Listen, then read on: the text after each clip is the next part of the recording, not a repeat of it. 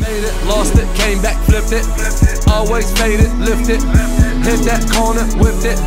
Hit that dealer, whipped it. Always whining. Mind your business, I'm always high. Sky ain't the limit. Ball like mellow, cars all tinted. Chain black, yellow, Pittsburgh Steelers. Caught it, knocked it, tossed it, flipped it. Took my flow and switched it. What is up, guys? Welcome to another episode of Maximilian Must Know. This is a sample shopping episode. We're going to be looking at 4 fragrances from Decant Shop. DecantShop.com is the best place online to get discontinued samples, niche samples, designer samples, original formulation samples. It is just unbelievable fast. You get what you pay for, and the prices simply cannot be beat. Coupon code 12, max 12, is going to save you 12% off your entire order. So that's a great way to save a little bit more money. And we're going to be talking about 4 fragrances today that are all available at DecantShop.com. Please feel free to email me or info@DecantShop.com for any additional questions. If you guys can't already tell, I have moved. I'm in a different apartment now. Not too far from my old apartment, so I have a new sort of space to film these sample shopping videos and my reviews. So the first fragrance we're going to be looking at today is a fragrance called the Fat Electrician by Etat Libre d'Orange. Now, we looked at La Fin du Monde and Archive 69 on this show from Etat Libre d'Orange, and I didn't really love either. I own Divine Infant from this house, and I'm definitely looking for my next fragrance from this very fun and strange brand. This one is an Antoine Maison Dew creation, and it dropped in 2009, and your notes on it are vetiver, olive leaves, vanilla, apopanax, and myrrh. You can find these at Lucky Scent online, and in New York City you can either go to Min New York, New London Pharmacy in Chelsea, or Twisted Lily in Brooklyn. 50 ml bottles run $80, so that's definitely, for me, a sweet spot when you can grab a niche scent for under $100. And I'll tell you guys what, to me, this is an excellent fragrance. It starts off somewhat bizarre in that it's almost savory, and you can smell that olive leaf, but as it develops, you start to get a really nice sweetness. It eventually becomes an excellent myrrh and vetiver scent, really green and resinous. To me, it's like a niche version of Eau Sauvage Parfum, which to me actually smells like a niche scent in itself, but this is a little bit, actually it's a lot like that. It's just a little darker and a little sweeter. This is an excellent scent. I don't love this house, and I've struggled to find one that I can really identify with, but I really can identify with this one, and I think that Antoine Maison Dew did a great job with this, and I put this on my short list to purchase, so I really enjoy Fat Electrician. Next up this week, we're taking a look at a Montale fragrance. Guys, this one is called Steam Oud, and we've looked at a number of Montale scents on this show. Not a ton of winners that we've looked at. The 3 that we've looked at that are on my to-buy list are Wild Pears, Red Oud, and Black Musk.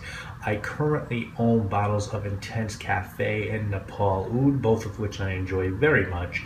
And notes on Steam Oud are oud, caraway, amber, and tobacco leaf. Now, this is one of the Montales you can generally find discounted on spots like FragranceNet, but if you don't want to wait for it to pop up and you want a bottle of this really badly, of course in New York City, Mint and Bergdorf carry Montale, and online Lucky Scent stocks the house. Now, you know, I hate to knock this house because I just bought Nepal Oud and I love it, but to me, this is sort of that same Montale problem. It's just another oud scent. I don't get much else. There's got to be 20 Montale scents that are all very close to each other, and it makes it very hard to sort of figure out which ones are worth owning. Is this a bad fragrance? No, it's not nowhere. It's not close to a bad fragrance. But is it worth owning? I don't think so. You know, is there anything that distinguishes it from its Montale peers? No, I don't really get the caraway, the amber, the tobacco. I just get like a medicinal oud, a light medicinal oud, and to me it's just not all that exciting. That's just me though. Next up this week, we're looking at one called Ormonde Jane from the house of Ormonde Jane. This is a London-based house that it's really starting to get some Fragcom steam behind it. Ormonde Jane was a 2004 release from the house, and the parfumé was Giza Schoen. Giza Schoen is sort of the one of the brains behind Eccentric Molecules, and has also done scents for the likes of Biel Parfumkunstwerk and Clive Christian. The notes on this guy are oud, fir, spices, and wood. I believe, and I could be wrong, that you need to go to the website of this house in order to order these in the United States. And this one, a 50 ml of EDP, goes for $144, or you can get 120 ml for $224. There's also a travel size kit of 4 10 ml bottles for $106. And for me, this one is very mediocre. You know, there's just nothing that wows me about it. It's a peppery citrus fragrance, but for the price tag, to me, it's just too minimal. I don't get much here. Is it a bad fragrance? No, it's not. By no means is this bad. But is this going to differentiate itself from some of the better niche houses' signature men's scents? No, there's nothing special about this.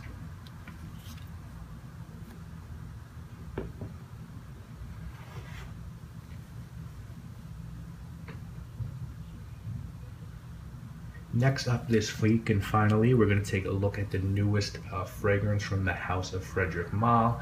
This one is called Eau de Magnolia. Now, they actually have a newer scent. They have an oud scent that Dominique Ropion did, but it's very expensive, Middle Eastern exclusive. So this is their newest sort of worldwide release. And if you haven't heard, Etat Libre recently acquired Frederic Malle. So I'm hoping that the quality that they're known for will be retained. This one came out this year in 2014, and it is the first scent for the house that Carlos Benin has done. He's an all-star nose who's done many classic scents. He did Eternity for Men by Calvin Klein, and he did Polo Green. And the notes on this one are bergamot at the top, magnolia, vetiver, and patchouli in the middle, and cedar, amber, and moss in the base. 50 ml will cost you $175, 100 ml will be $255, and you can get a 30 ml travel spray for $125. And, you know, I think there's two ways you can look at this. You can say, wow, this is really cool.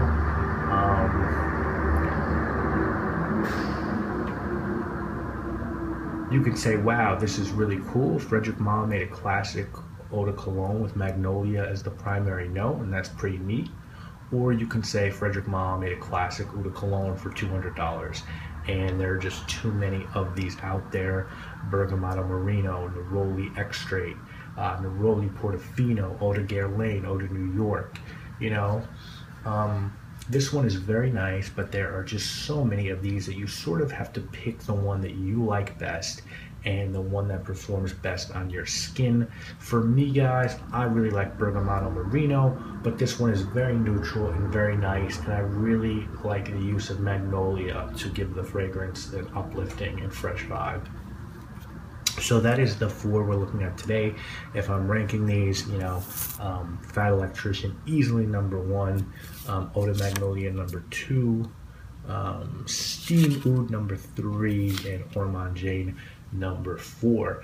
Next week, we're going to be taking a look at a fragrance from the house of Carthusia, 2 fragrances from the house of Pozzo di Borgo, and a fragrance from the house of Lorenzo Villarici. Hope you guys have enjoyed this. Please remember to check out decantshop.com. Use that coupon code MAX12. I'll see you guys this weekend with a review. I'm flying high. Told you niggas say the shit you want, so don't take your chance and even try my guy. Designer saying supplies getting low. Weed man says kinda dry.